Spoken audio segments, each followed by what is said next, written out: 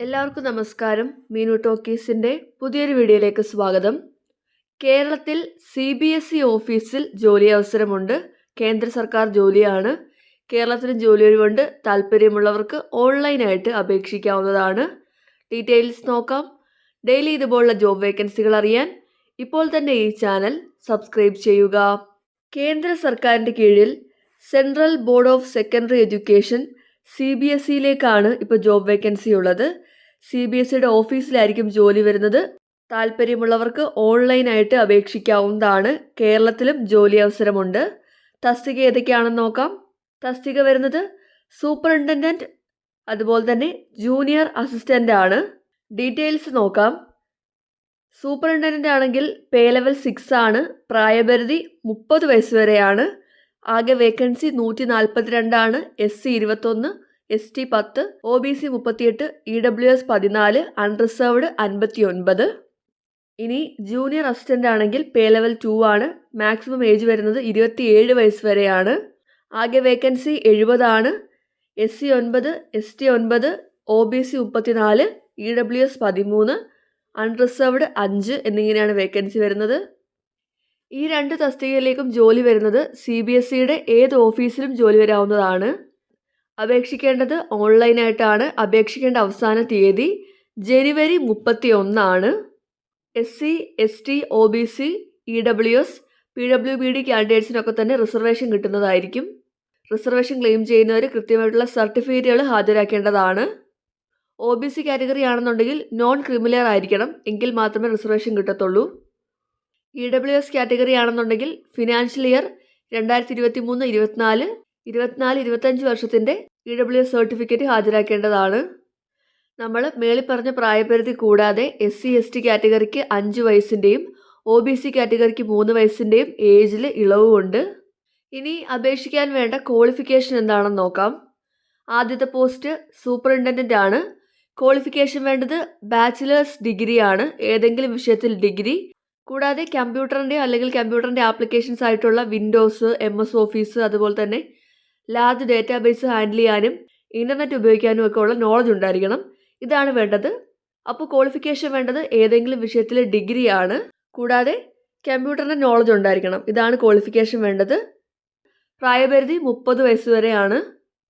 ഇനി സെലക്ട് ചെയ്യുന്നത് എങ്ങനെയാണെന്ന് നോക്കാം. സെലക്ഷൻ്റെ ഭാഗമായിട്ട് 2 ഫേസ് വരുന്നുണ്ട്. ആദ്യം മൾട്ടിപ്പിൾ ചോയ്സ് ക്വസ്റ്റ്യൻ ഉണ്ടായിരിക്കും. അത് കഴിഞ്ഞിട്ട് ഒബ്ജക്റ്റീവ് ടൈപ്പ് OMR ബേസ്ഡും ഡിസ്ക്രിപ്റ്റീവ് ടൈപ്പ് റിട്ടൺ മെയിൻ എക്സാമും ഉണ്ടായിരിക്കും. കൂടാതെ ടൈപ്പിംഗ് ടെസ്റ്റ് ഉണ്ടായിരിക്കും. അതായത് 1 മിനിറ്റിൽ 35 ഇംഗ്ലീഷ് വേർഡ്സ് ടൈപ്പ് ചെയ്ത് കാണിക്കേണ്ടതായിട്ട് വരും. ഈ ഒരു ടെസ്റ്റും കൂടെ ഉണ്ടായിരിക്കും. ഇതാണ് സെലക്ഷൻ്റെ ഭാഗമായിട്ട് വരുന്നത്. ഇനി അടുത്ത പോസ്റ്റ് ജൂനിയർ അസിസ്റ്റൻ്റ് ആണ്. ക്വാളിഫിക്കേഷൻ വേണ്ടത് +2 പാസ്സായിരിക്കണം. +2 പാസ്സായവർക്ക് അപേക്ഷിക്കാവുന്നതാണ്. കൂടാതെ 1 മിനിറ്റിൽ 35 ഇംഗ്ലീഷ് വേർഡ്സ് ടൈപ്പ് ചെയ്യാനുള്ള സ്പീഡ് ഉണ്ടായിരിക്കണം. ഇതാണ് ക്വാളിഫിക്കേഷൻ വേണ്ടത്. +2ഉം ടൈപ്പിംഗ് സ്പീഡ് ഉള്ളവർക്കും അപേക്ഷിക്കാവുന്നതാണ്. പ്രായപരിധി 18 മുതൽ 27 വയസ്സ് വരെയാണ്. സെലക്ഷൻ്റെ ഭാഗമായിട്ട് multiple choice question based preliminary screening exam ഉണ്ടായിരിക്കും. കൂടാതെ ടൈപ്പിംഗ് ടെസ്റ്റും ഉണ്ടായിരിക്കും. ഇതാണ് സെലക്ഷൻ്റെ ഭാഗമായിട്ട് വരുന്നത്.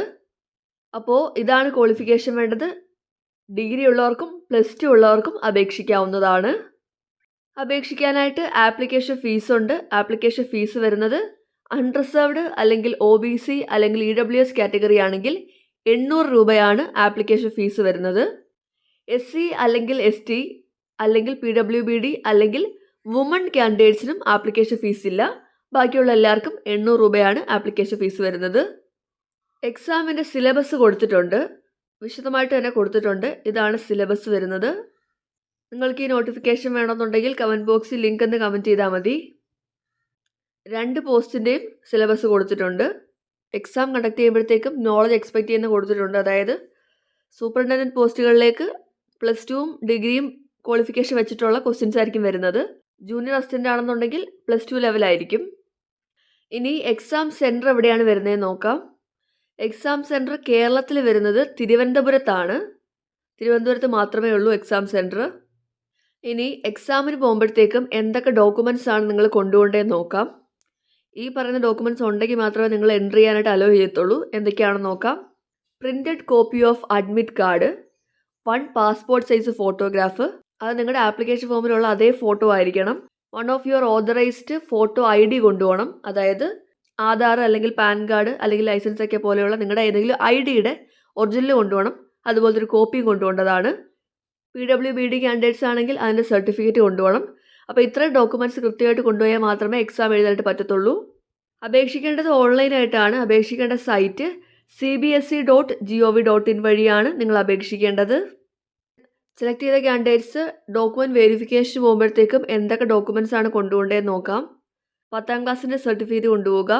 ബാക്കിയുള്ള എഡ്യൂക്കേഷണൽ ആൻഡ് ടെക്നിക്കൽ സർട്ടിഫിക്കറ്റ്സ് കൊണ്ടുപോകേണ്ടതാണ്. SC or ST കാറ്റഗറി ആണെങ്കിൽ കാസ്റ്റ് സർട്ടിഫിക്കറ്റ് കൊണ്ടുപോകണം. അതിൻ്റെ ഫോർമാറ്റ് കൊടുത്തിട്ടുണ്ട്. ആ ഫോർമാറ്റിലുള്ള സർട്ടിഫിക്കറ്റ് തന്നെ കൊണ്ടുപോകണം.